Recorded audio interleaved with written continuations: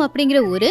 அங்க ஒரு ஆலமரத்துக்கு கீழே ராமையா சீதா ஒரு ஹோட்டல் நடத்திக்கிட்டு இருந்தாங்க. விறகடுப்புல அப்பதான் சீதா நாட்டுக்கோழி குழம்பு செஞ்சுக்கிட்டு இருந்தா. அந்த விறகடுப்புல நாட்டுக்கோழி குழம்பு செய்யும் போது வர மனம் ஊரெல்லாம் பரவிக்கிட்டு இருந்துச்சு. அப்ப அந்த மனத்தை பார்த்து பக்கத்துல இருக்கிற ராமையா, அடடா, என்ன சீதா, நீ சமைக்கிறத சாப்பிட ஆகாயத்துல இருந்து தேவர்களே வருவாங்க போலயே. நீ வச்ச நாட்டுக்கோழி குழம்போட வாசத்தை பார்க்கும்போது எனக்கு எச்சில் ஊறுது. நம்ம வியாபாரம் இப்படியே நடந்தா நம்ம கடன் எல்லாம் சீக்கிரம் தீர்ந்துடும். எல்லாம் அந்த கடவுளோட கருணைங்க. நாம கலப்படம் இல்லாத பொருட்களை பயன்படுத்துறோம், நேர்மையா சமைக்கிறோம். அது மட்டும் இல்லாம மண்ணடுப்புல சமைச்சா தானாவே சுவை வரும். நீங்க போய் அந்த இலையெல்லாம் கழுவி கொண்டு வாங்க, ஜனங்க வரதுக்கான நேரம் ஆச்சுல்ல. சரி சீதா, நான் எல்லாத்தையும் ஏற்பாடு பண்றேன். ஆனா என் மனசுல ஒரே ஒரு பயம்தான் இருக்கு. அந்த முதலாளி சுப்பம்மாவும் அவரோட மனைவி காந்தம்மாவும் தினமும் இங்க வராங்க. நல்லா சாப்பிட்டதுக்கு அப்புறம் ஏதாவது குறைய சொல்லிட்டு பணம் கொடுக்காம போறாங்க. என்ன பண்றது? சீதாவும் கவலையா, என்னங்க பண்றது, அவரு ஊருக்கு பெரிய மனுஷன், அவரை பகைச்சுக்கிட்டு வாழ முடியுமா? சரி, அந்த இலையெல்லாம் கொண்டு வந்து கழுவி வச்சுட்டு அங்க எல்லாரும் வந்தா உட்காரதுக்கு பாய் போட்டு வைங்க. சரியா சாப்பாட்டு நேரத்துக்கு சுப்பையா காந்தம்மா 2 பேருமே ராமையாவோட ஹோட்டலுக்கு வந்தாங்க. ஊர்ல பெரிய மனுஷன் அப்படின்னு தான் பேரு. ஆனா சுப்பையா சரியான கஞ்ச பிஸ்னாரி. என்னய்யா ராமையா, உங்க வீட்டு குழம்பு வாசம் எங்க வீடு வரைக்கும் வருதே. நேத்து செஞ்ச குழம்புல உப்பும் இல்ல காரமும் இல்ல. இன்னைக்காவது நல்லபடியா குழம்பு செஞ்சிருக்கியா இல்லையா?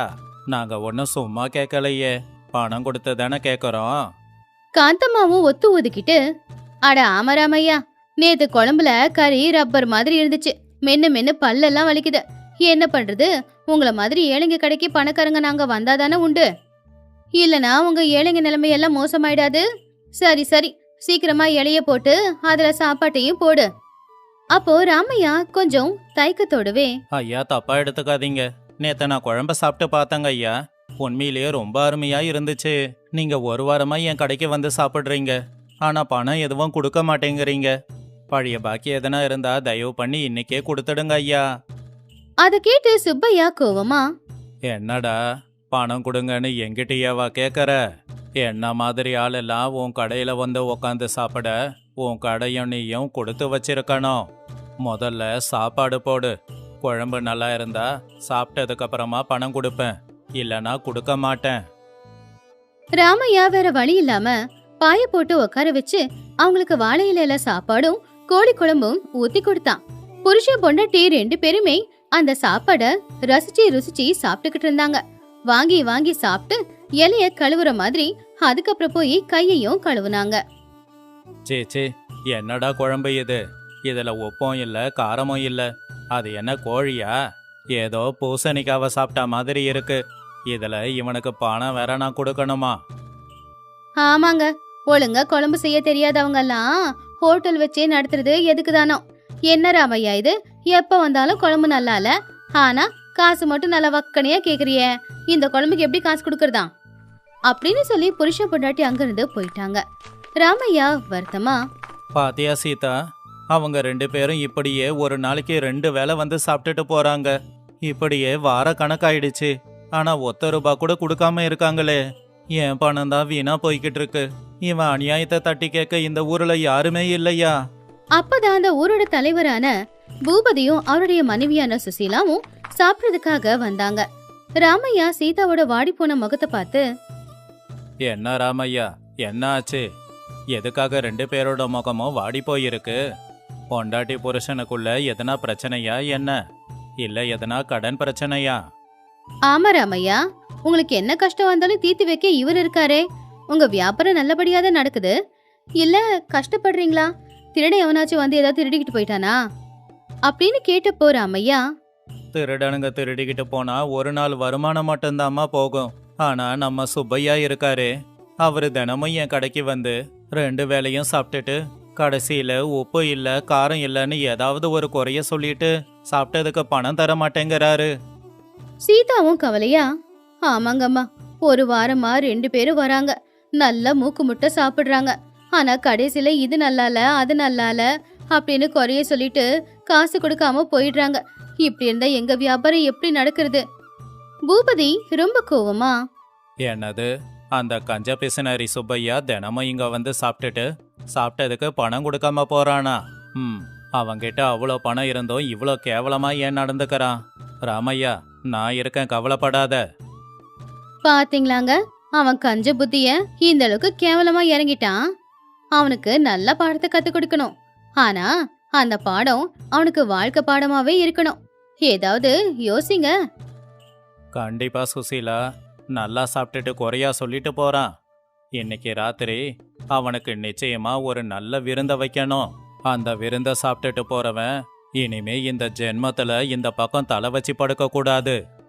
ராமையா, நான் சொல்றத அப்படியே செய். அவன் பாக்கிய அவன் கொடுத்துட்டு போவான் பாரு.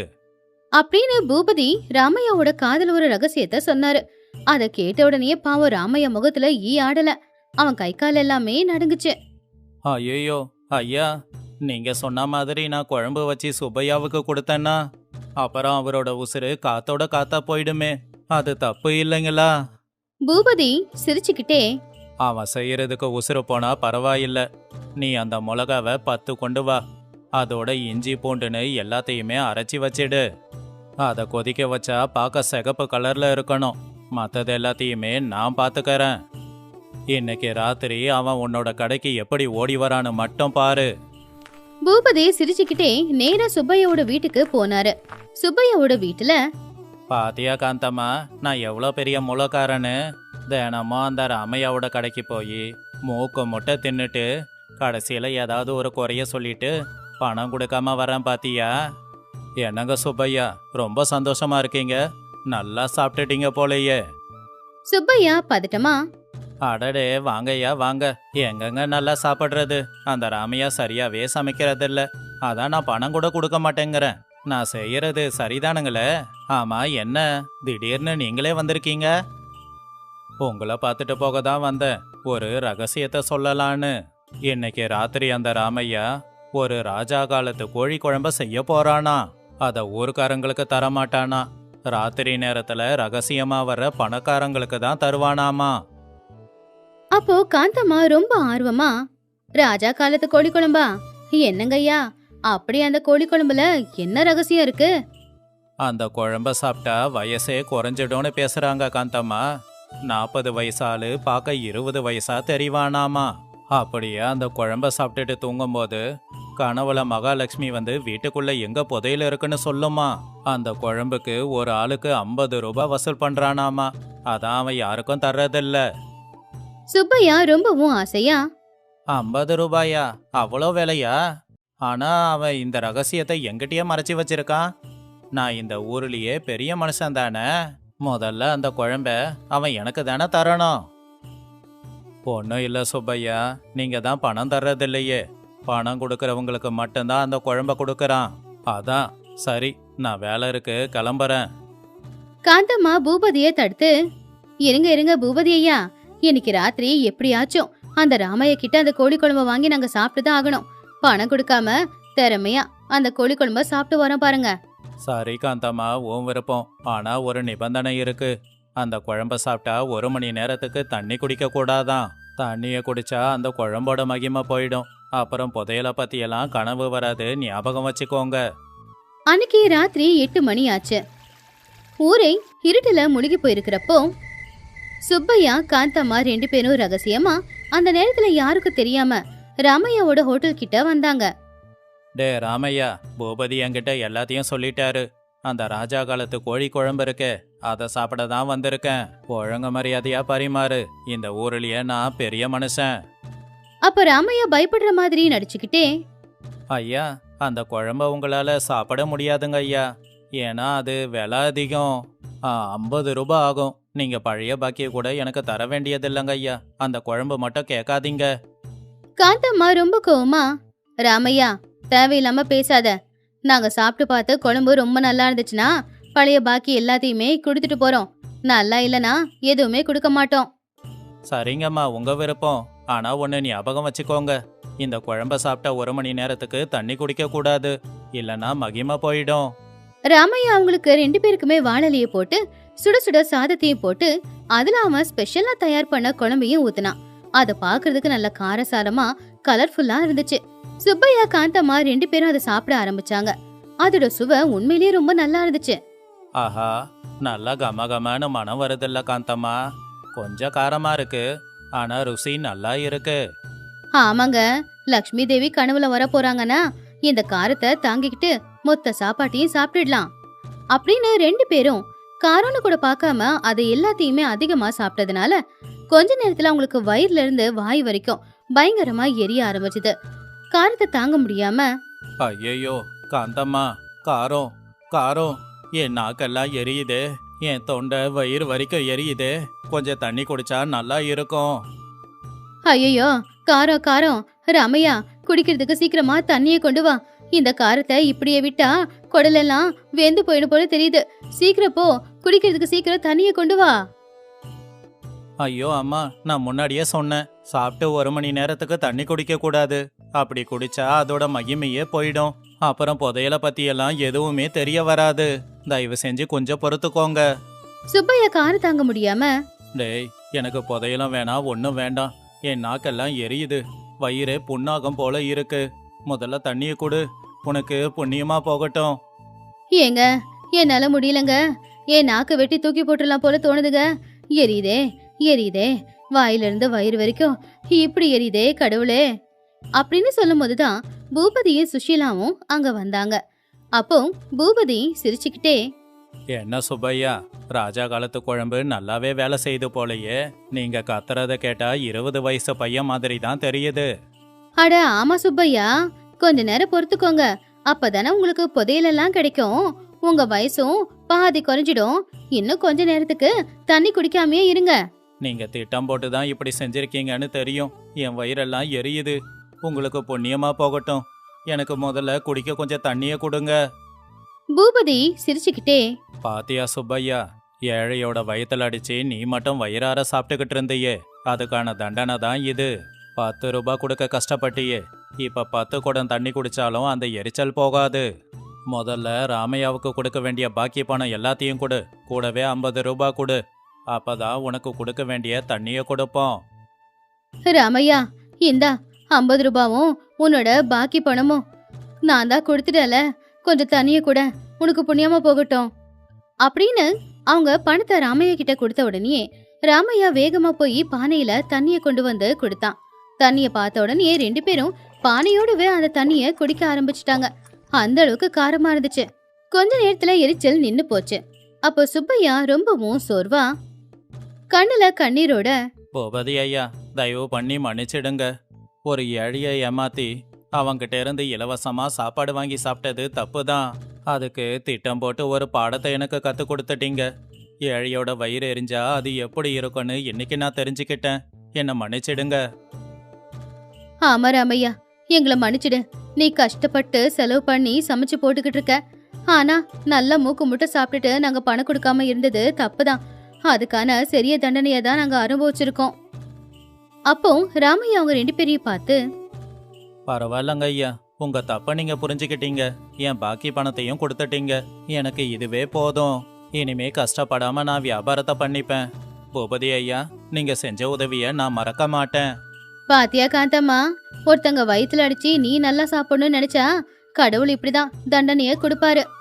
அப்போ பூபதி எல்லாரையும் பார்த்து, பார்த்தல சுப்பையா, ஏழையோட வயித்துல அடிச்சு நீ சந்தோஷமா இருக்க பாத்தீனா, உன்னோட வயிறு இப்படிதான் எரியும்.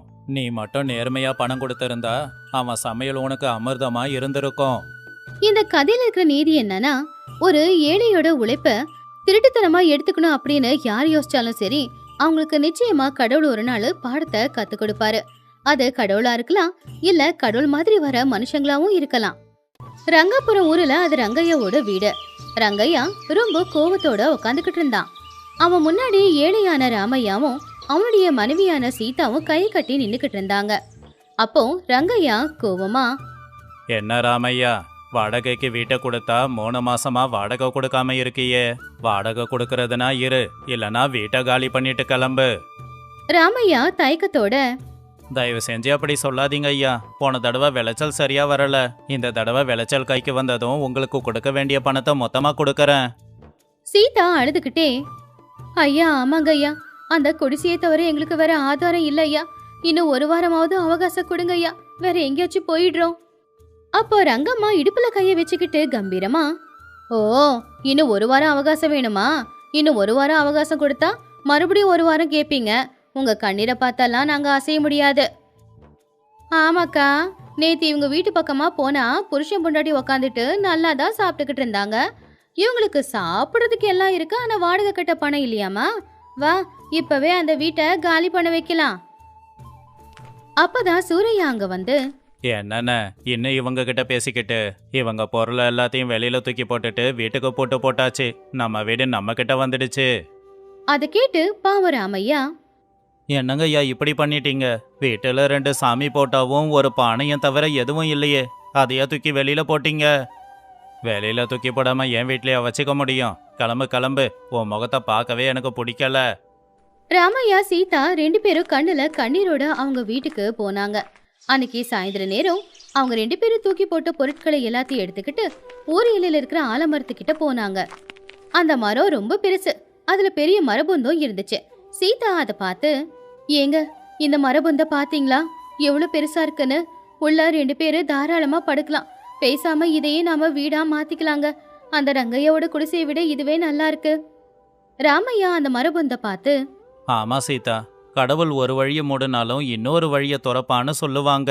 நமக்கு இப்ப வாடகைக்கு வீடு இல்லைனாலும் இந்த மரபொந்தாவது கிடைச்சிருக்கே. இனி இந்த மரபொந்து தான் நம்ம வீடு.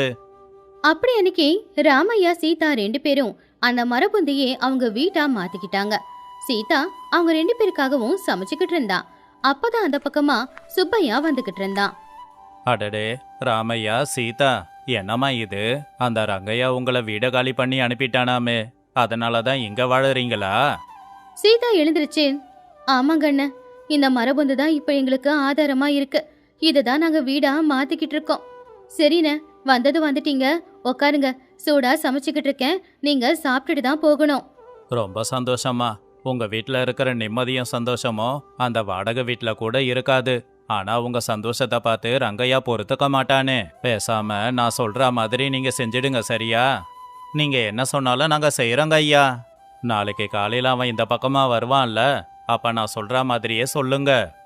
அடுத்த நாள் காலையில ரங்கையா சூரையா 2 பேரும் வயலுக்கு போய்கிட்டு இருக்கிற வழியில அந்த மரத்துக்கிட்ட வந்தாங்க. அந்த மரபுந்துல ராமையா சீதா 2 பேரும் சந்தோஷமா இருக்கிறத பார்த்தாங்க. அப்போ சூரையா, என்னன்னு இந்த ராமையா எங்கேயோ ஓடி போயிட்டான்னு பார்த்தா இங்க சந்தோஷமா வீட்டை கட்டிக்கிட்டு வாழ்ந்துகிட்டு இருக்கானே. அதை கேட்டு ரங்கையா, அவன் சிரிக்கிறத பார்த்தா எனக்கு கோபம் வருது சூரையா. எனக்கு பணம் கொடுக்காதவன் எப்படி சந்தோஷமா இருக்கலாம்? அதே நேரத்துலதான் சுப்பையா அவனுடைய பொண்டாட்டியான சுஷீலா கூட அங்க வந்தான். ரங்கையா சூரையாவோட காதுல விழற மாதிரி இப்படி சொன்னான், சுசீலா, ராமையாவோட அதிர்ஷ்டத்தை பாத்தியா? மரபொந்துல வீடு கட்டி மகாராஜா மாதிரி வாழ்ந்துகிட்டு இருக்கான். சுஷீலா எதுவும் தெரியாத மாதிரி, என்னங்க சொல்றீங்க நீங்க? ஒரு பெரிய மரபொந்துக்குள்ள படுத்தா எப்படி மகாராஜா ஆகுறது? இந்த மரம் சாதாரண மரம்னு நினைச்சியா? 100 வருஷ பழமையான மரம். பௌர்ணமி அன்னைக்கு தேவதை வந்து மரத்தோட பொந்துல யாரு வாழ்ந்துகிட்டு இருக்காங்களோ அவங்கள கோடீஸ்வரங்களா மாத்தி விட்டுடும். இந்த விஷயம் முன்னாடியே தெரிஞ்சதால தான் ராமையா இங்க வந்திருக்கான். அவன் முகத்துல சந்தோஷத்தை பாரேன். ராத்திரி அவனுக்கு தங்கம் கிடைச்சிருக்கும் போல. அட கடவுளே, உண்மையாவாங்க? அப்ப நாமளும் அந்த மரபொந்துக்குள்ள படுத்துக்கலாமா? நமக்கும் தங்கம் கிடைக்கும்ல. நமக்கு எங்க இருக்க அந்த யோகம்? இந்த மரத்தோட பொந்துல ஒரு நாள் படுத்தா போதும், 7 தலைமுறைக்கு தேவையான வசதி கிடைக்கும். இப்ப மரபொந்துல வாழறது ராமையா. இன்னும் கொஞ்ச நாள்ல எல்லார விட பெரிய பணக்காரன் ஆயிடுவான். சரி வா. அப்படி சுப்பையா சுஷீலா 2 பேரும் மனசுக்குள்ள சிரிச்சுக்கிட்டு அங்கிருந்து போயிட்டாங்க. இது எல்லாத்தையும் பார்த்துக்கிட்டு இருந்த சூரையா ரங்கையாவோட மனசுல ஒரு பெரிய பேராசை வந்துருச்சு. கேட்டியாடா சூரையா, இந்த மரபொந்துல படுத்தா தங்கம் கிடைக்குமா? அதனாலதான் இந்த மரபொந்துக்குள்ள வந்து படுத்திருக்கான். எவ்வளோ அறிவு இவனுக்கு! அண்ணா, அந்த சுப்பையா பொய் சொல்ல மாட்டான். இன்னைக்கு தானே பௌர்ணமி. இன்னைக்கு மட்டும் ராமையா இங்கே இருந்தா நம்மளை விட பெரிய பணக்காரன் ஆயிடுவான். அப்படி அவனை ஆக விடக்கூடாது.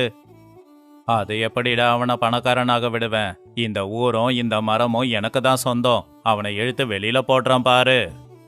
ரங்கையாவும் சூரையாவும் ரொம்பவும் கோவமா ராமையா சீதா 2 பேருக்கிட்டையும், டே ராமையா, யார கேட்டு இந்த மரபொந்துக்குள்ள வாழற? இது என் வயலுக்கு பக்கத்துல இருக்கு, ஒழுங்கா காலி பண்ணு. ராமையா ரொம்ப கவலையா, ஐயா, இது மரம். இந்த மரம் ஊர்ல இருக்கிற அத்தனை பேருக்கும் சொந்தம். இங்கிருந்து நீங்க என்ன விரட்ட முடியாது. இங்க ஏதோ ஒரு தெய்வ சக்தி இருக்குங்க ஐயா. ராத்திரி எனக்கு ஒரு நல்ல கனவு வந்துச்சு. அப்போ சூரையா ரொம்ப கோவமா, உனக்கெல்லாம் கனவு ஒரு கேடு. அந்த கனவு வர வேண்டியது எங்க அண்ணனுக்கு. ஒழுங்கா இந்த இடத்த காலி பண்ணிட்டு கிளம்பு. அப்போ சீதம்மா ரொம்ப கவலையா, அநியாயங்கய்யா, உங்க குடிசை விட்டுதான் வெளியில போக சொல்லிட்டீங்க. இன்னைக்கு ஒரு ராத்திரியாவது இங்க தங்கிட்டு அதுக்கப்புறமா போறோமே. ஓ, இன்னைக்கு ஒரு ராத்திரி தங்கியே ஆகணுமா? அது எதுக்குன்னு எனக்கு தெரியும். மரியாதையா கிளம்புறீங்களா இல்ல அடிச்சு விரட்டவா? சரிங்க ஐயா, எல்லாம் எங்க நேரம். நாங்க கோவில் மண்டபத்துல போய் தங்கிக்கிறோம். உங்க இடத்த நீங்களே வச்சுக்கோங்க. ராமையா சீதா போன உடனேயே ரங்கையா சந்தோஷமா, பாத்தியாடா, இன்னைக்கு ஒரு நாள் தங்கி மொத்த தங்கத்தையும் வாங்கிக்க பார்த்திருக்கான். இன்னைக்கு ராத்திரிக்கு நம்ம குடும்பம் எல்லாருமே இங்க தான் தங்கணும், சரியா? அன்னைக்கு ராத்திரி 9 மணி முழு நிலா தெரிஞ்சது. ஏன்னா அன்னைக்கு முழு பௌர்ணமி. ரங்கையா சூரையா அவங்க பொண்டாட்டிங்களோட அந்த மரத்துக்கிட்ட வந்தாங்க. ஆனா அந்த மரபொந்துக்குள்ள 2 பேரு தான் இருக்க முடியும். ரங்கம்மா பார்த்து, ஏங்க, இந்த மரபொந்து இவ்வளவு சின்னதா இருக்கு, இதுல 4 பேரு எப்படி படுக்கிறது? இருட்டா வேற இருக்கு, எனக்கு ரொம்ப பயமா இருக்கு. பயந்தா தங்கம் கிடைக்குமா? ஒழுங்கு மரியாதையா இன்னைக்கு ராத்திரி உள்ள போய் படுத்து தூங்கு. விடிஞ்சா நமக்கு தங்க மழை பொழியும். 4 பேரும் ஒருத்தங்க மாத்தி மாத்தி தள்ளிக்கிட்டு அந்த மரபொந்துக்குள்ள போயிட்டாங்க. அங்க அவங்களுக்கு உட்கார வாட்டப்படல, ஏன் மூச்சு விட கூட முடியல. ஐயோ, என் இடுப்பெல்லாம் வலிக்குது. ஏங்க, ஏன் கால் மேல உக்காந்துருக்கீங்க? கொஞ்சம் நகருங்க. நான் எங்க போறது? பின்னாடி அண்ணா உக்காந்துருக்காரு. அண்ணி வேணுனா கொஞ்சம் நகர்ந்து உட்கார சொல்லு. ஐயோ, என் பட்டு புடவையும் வீணா போய்கிட்டு இருக்கு. ஐயோ, இங்க காத்து கூட வர மாட்டேங்குதே. வாய மூடுங்க. தங்கத்துக்காக கஷ்டப்பட மாட்டீங்களா? பாவரங்கம்மா, ஐயோ, இந்த மரபொந்துக்குள்ள ஏதோ பூச்சி போட்டு இருக்கு போல தெரியுதுங்க. என் கைய போட்டு கடிக்குது. நான் போறேங்க. அப்பதான் அந்த இடத்துக்கு வந்த சுப்பையா ராமையா 2 பேரும் ஏதோ பேய் கத்துற மாதிரி பயங்கரமா ஒரு சத்தத்தை செய்ய ஆரம்பிச்சாங்க. ஓ, என் மரத்துல யாரு படுத்திருக்கிறது? உங்களை சாப்பிட போறேன். அது கேட்டு எல்லாரும் பயந்து போய், ஐயோ, என்னது இது? இந்த பயங்கரமான சத்தம் கேட்கும்போது இந்த மரபொந்துக்குள்ள தங்கம் இல்ல, பேய் இருக்கிற மாதிரி இருக்கு. அப்ப சூரையாவும் பயந்து போய், ஆனா இந்த மரம் தங்கத்தை கொடுக்காது. நம்ம உயிரை எடுக்கும் போல. வானே ஓடிடலாம். ரங்கையாவும் பயந்து போய், டேய், முதல்ல நான் வெளியில போறேன். எனக்கு இங்க காத்து வர மாட்டேங்குது. மூச்சு முட்டுறா மாதிரி இருக்கு. 4 பேரும் பயத்துல ஒருத்தங்க தள்ளி கஷ்டப்பட்டு மரபொந்த விட்டு வெளியில வரும்போது கால் தடுக்கி கீழே விழுந்து எழுந்துச்சு ஓட ஆரம்பிச்சிட்டாங்க. இத பார்த்து சுப்பையா ராமையா 2 பேரும் விழுந்து விழுந்து சிரிச்சாங்க. அடுத்த நாள் காலையில ரங்கையா வீட்டுக்கு முன்னாடி ஊஜனங்க எல்லாரும் இருந்தாங்க. ராமையா, சீதா, சுப்பையா, சுஷீலா ஊர்க்காரங்களோட வந்து நின்னுக்கிட்டு இருந்தாங்க. என்னங்க ஜமீன்தார் ஐயா, உங்க வீட்டுல 7 தலைமுறைக்கு தேவையான தங்கம் இருக்குன்னு பார்க்க வந்தோம். ஆனா நீங்க என்னன்னா அடிபட்டு வந்து நிக்கிறீங்களே. சூரையா கோவமா, நீங்க சொன்ன மாதிரி எங்க தங்கமும் இல்ல, ஒண்ணும் இல்ல. அந்த மரபொந்துல பேய் இருக்கு போல. நேத்து கொசுக்கடியோட சேர்ந்து அந்த பேயும் எங்களை கடிச்சு போட்டிருக்கோம். நல்ல வேலை, நாங்க தப்பிச்சு வந்துட்டோம். ஆமாங்கண்ண, என் பட்டு புடவையெல்லாம் கிழிஞ்சு போய் என் உடம்பெல்லாம் கெண்டு கெண்டா இருக்கு. அந்த ராமையாவும் சீதாவும் அதுல எப்படி நிம்மதியா இருந்தாங்களோ. நாங்க அந்த மரபொந்துல சந்தோஷமா இருக்கிறதுக்கு காரணம் அந்த மரத்தோட மகிமை இல்ல, எங்களுடைய மனசு. நாங்க அதிகமா எதுக்கும் ஆசைப்பட மாட்டோம்.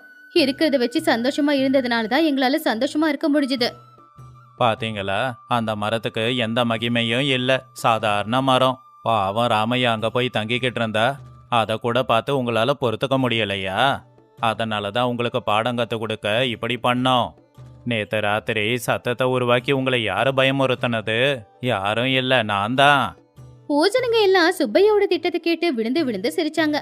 ரங்கையா, சூரியா, ரங்கம்மா எல்லாருமே ஜனங்க சிரிக்கிறத பார்த்து தலை குனிஞ்சு நின்னாங்க. என்ன மன்னிச்சிடு ராமையா, நான் பண்ணது தப்புதான். பணத்தாசையால இப்படியெல்லாம் பண்ணிட்டேன்.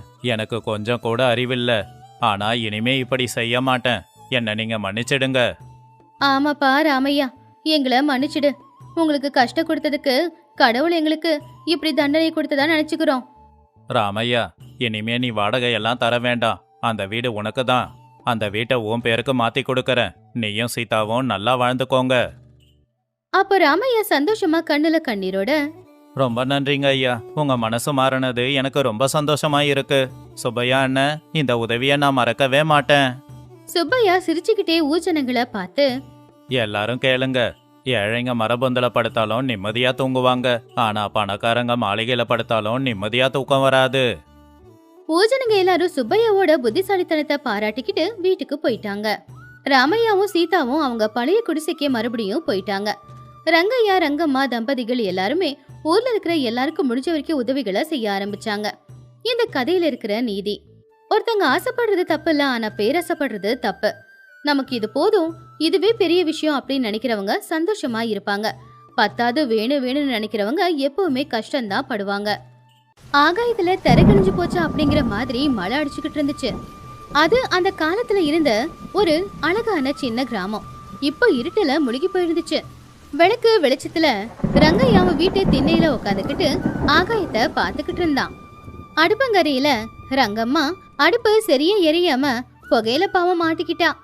ரங்கம்மா, அடிக்கிற மழையை பார்த்தா இந்த மழைக்கு நம்ம மேல ஏதோ பகை மாதிரி தெரியுது. அடிக்கிற மழையில அணைக்கட்டு கூட உடைஞ்சிடும் போல. ரங்கம்மா உடனே வெளியில வந்து, ஏங்க உங்களை நீங்க பாத்துக்க மாட்டீங்களா? இப்படி காத்து வீசுது, திண்ணையில வந்து உக்காந்துக்கிட்டு இருக்கீங்க. இப்படி வெளியில உட்காந்து ஆகாயத்தை பார்த்து அப்படி என்ன தத்துவம் தான் சொல்ல போறீங்க? அட நீ வேற ரங்கம்மா, அந்த இடி மின்னல் சத்தம் டே ரங்கம்மா கவனமா இருன்னு சொல்ற மாதிரி இருக்கு. அது உங்களையோ என்னையோ பயமுடுத்தல, அடுப்புக்குள்ள படுத்திருக்கிற பூனையை தான் பயமுடுத்தது போல. ரங்கையா சிரிச்சுக்கிட்டே, இந்த மழைக்கு யாருமே வெளியில வர மாட்டாங்க. ஒரு வேளை வந்தாலும் அந்த கால்வாயை தாண்டுற அளவுக்கு யாருமே இல்ல அப்படின்னு சொல்லிக்கிட்டு இருக்கும் போதுதான் அங்க வீட்டுக்கு முன்னாடி ஒரு மாட்டு வண்டி வந்து நின்னுச்சு. அந்த மாட்டு வண்டியில இருந்து கையில கொடைய பிடிச்சுக்கிட்டு ஒரு ஆளு கீழே இறங்குனான். அவனுக்கு பின்னாடி ஒரு பொண்ணு தலையில இருந்து உடம்பு வரைக்கும் போர்வைய போத்திக்கிட்டு. அப்போ ராமையா, மச்சான் இருக்கியா? உசுறு போற மாதிரி இருக்கு. ரங்கையா ரொம்ப ஆச்சரியமா, அட என்ன ராமையா, இந்த நடுராத்திரியில இங்க வந்திருக்க? ரங்கம்மா உள்ள இருந்து வந்து, ஐயோ என்ன அண்ணா என்ன அண்ணி இது, வாங்க உள்ள வாங்க. ரெண்டு பேரும் உள்ள வந்ததுக்கு அப்புறமா, என்ன சொல்ற ரங்கம்மா, காலையிலே கிளம்புனான்னு சொன்னேன், நட்சத்திரம் சரியில்லைன்னு உங்க அண்ணன் தடுத்துட்டாரு. இப்ப வர வழியில மழையில மாட்டிக்கிட்டோம். அதுக்கு ராமையா, சுமாரு லக்ஷ்மி, அந்த நட்சத்திரத்தால தான் இப்ப உங்க அண்ணன் வீட்டுக்கு உசுரோட வந்திருக்கோம். இல்லைன்னா கால்வாயில இருக்கிற முதலைக்கு பலியாயிருப்போம். என்னது முதலையா? முந்தானத்து தானே பசங்களாம் அந்த கால்வாயில நீச்சல் அடிச்சுக்கிட்டு இருந்தாங்க. ராமையா சிரிச்சுக்கிட்டே, என்னமோ மச்சான், நான் தண்ணியில இறங்கினதும் கல்லு கூட பாக்குறதுக்கு முதல மாதிரி தான் தெரியுது. சரி சரி, முதல்ல ஈர துணிய மாத்திக்கோங்க. குளிர்ல உங்க உடம்பெல்லாம் எப்படி நடுங்குது பாருங்க.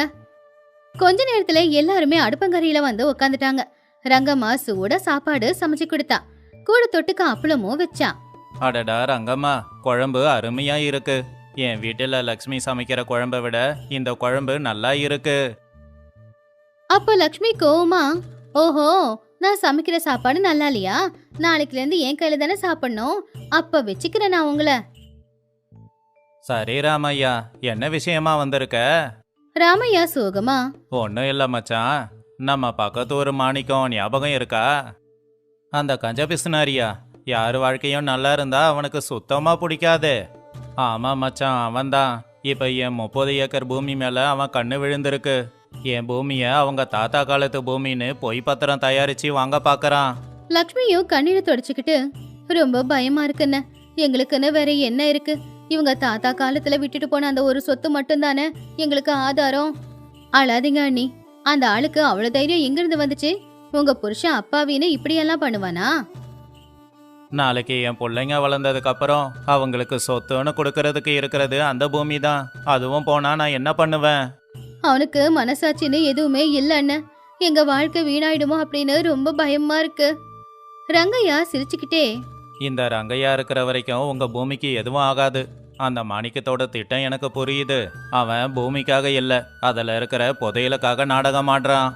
ஆமா மச்சான், என் பூமியில புதையல் இருக்குன்னு ஊர்ல யாரோ கதை கட்டி விட்டுருக்காங்க. அத அவன் ரொம்ப நம்புறான். அது கேட்டு ரங்கையா, சரி சரி, நாளைக்கு பஞ்சாயத்துல நான் சொல்ற மாதிரி சொல்லு. அது கேட்டு ராமையா, ஐயா கும்பிடுறாங்க ஐயா, இந்தாங்க ஐயா என் பூமி அப்படின்னு தூக்கி கொடுக்க சொல்றியா? நீயும் அவன் பக்கமே பேசுறிய மச்சான். அந்த ஒரு பூமி தான் எனக்குன்னு இருக்கு மச்சான். இருங்க இருங்க அண்ணி, ஏங்க எது சொன்னாலும் ரகசியமா சொல்லுங்க. நீங்க என்ன சொல்ல போறீங்கன்னு கேக்குறதுக்கு ரெண்டு பேரும் ரொம்ப ஆர்வமா இருக்காங்க போல. சரி சரி, மெதுவா சொல்லுங்க. அப்போ ரங்கையா அவனுடைய திட்டத்தை சொன்னான். ராமையா கேட்டான். அவனுக்கு அந்த புதையல் மேலதானே ஆசை. அவன் பள்ளத்தை தோண்டி அந்த புதையல் எடுக்க முயற்சி பண்ணட்டும். ஆனா அதுக்கு முன்னாடி அவன்கிட்ட ஒரு பத்திரத்தை எழுதி வாங்கிக்கலாம். ரங்கையா ராமையாவை பக்கத்துல வர சொல்லி ஒரு 2 நிமிஷம் அவன் காதுல ஏதோ ரகசியத்தை சொன்னான். கொஞ்சம் கொஞ்சமா ராமையாவோட முகத்துல சந்தோஷம் வந்துச்சு. ராமையா சத்தமா சிரிச்சுக்கிட்டு ரொம்ப சந்தோஷமா, அட மச்சான், உனக்கு இவ்வளோ அறிவா? உனக்கு இருக்கிற அறிவு அந்த நரிக்கு கூட இருக்காது போல. ஆனா இது நல்ல பிளான் தான் மச்சான். அப்போ லக்ஷ்மிக்கு ஒண்ணுமே புரியாம, என்னங்க ரகசியம் அது, என்னன்னு சொன்னீங்கன்னா நானும் கொஞ்ச நேரம் சிரிப்பேன் இல்லையா?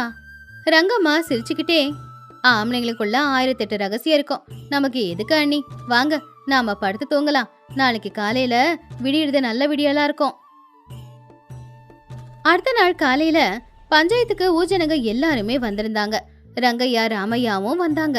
மாணிக்கம் வாயில வெத்தலை பாக்க போட்டு மென்னுக்கிட்டு பட்டு வேட்டி சட்டைய போட்டுக்கிட்டு பஞ்சாயத்துக்கு வந்தான். வந்தவன் கொஞ்சம் கூட பயமே இல்லாம உட்காந்துக்கிட்டு இருந்தான். கொஞ்ச நேரத்துல பஞ்சாயத்தும் தொடங்குச்சு. என்ன ராமையா, ராத்திரி முழுக்க நல்லா யோசிச்சிருப்பியே. பூமியை எனக்கு கொடுக்க போறியா இல்ல சண்டை போட போறியா? நல்லா யோசிச்சு முடிவை சொல்லு. ராமையா பயப்படுற மாதிரி நடிச்சு, ஐயோ ஐயா, நீங்க பெரிய மனுஷன், உங்க கூட சண்டை போட முடியுமா? நீங்களே எடுத்துக்கோங்க. அதை கேட்டு மாணிக்கத்தோட ஆட்கள் சிரிச்சாங்க. ஆனா ஒரே ஒரு கோரிக்கைங்க ஐயா, அந்த பூமியில புதையல் இருக்குன்னு சொல்றாங்கல்ல, அது கிடைச்சதுன்னா அதுல எனக்கு கொஞ்சம் பங்கு மட்டும். அதை கேட்டு மாணிக்கம் சிரிச்சுக்கிட்டே, அது எப்படி? அந்த பூமியை எனக்கு தான் சொந்தம்னும் போது அந்த புதையலும் எனக்கு தானே சொந்தம். அதுல இருந்து ₹1 கூட யாருக்கும் தர மாட்டேன்.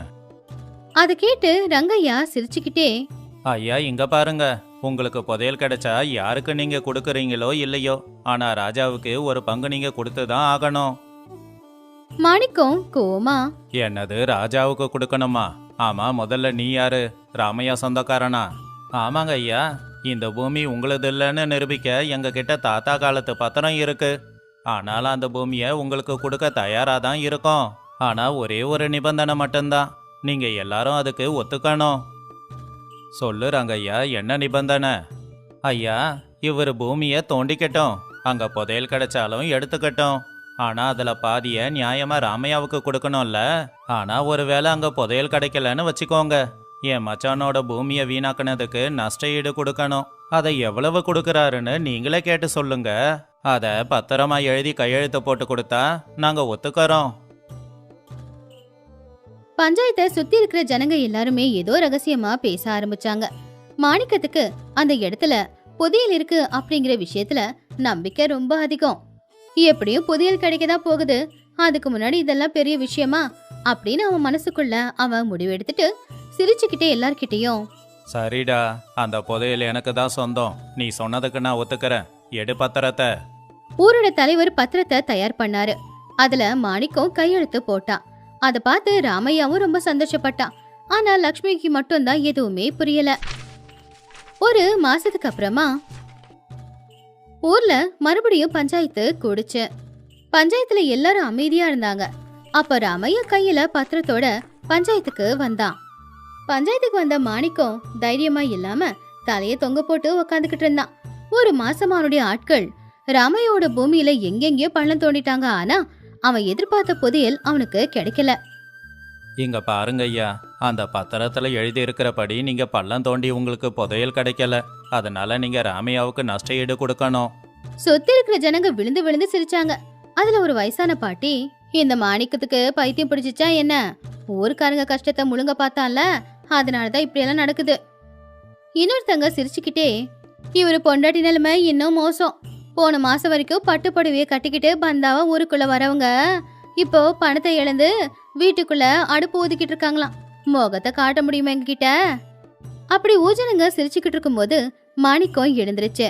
ராமையாவுக்கு கொடுக்க வேண்டிய பணத்தை ஒரு பையில போட்டு அதை கொடுத்துட்டு அந்த பத்திரத்தையும் வாங்கி கிழிச்சு போட்டுட்டு தலை குனிச்சுக்கிட்டு அங்கிருந்து போயிட்டான். ராமையா நேரா அங்கிருந்து ரங்கையாவோட வீட்டுக்கு போனான். கையில ஒரு ஸ்வீட் பாக்ஸ், அது கூடவே பட்டு வேட்டியும் பட்டு புடவையும். மச்சான், ரங்கம்மா வெளியில வாங்க, நம்ம திட்டம் வேலை செஞ்சிடுச்சு. நம்ம பூமியும் கையை விட்டு போகல, கூடவே காசும் வந்திருக்கு.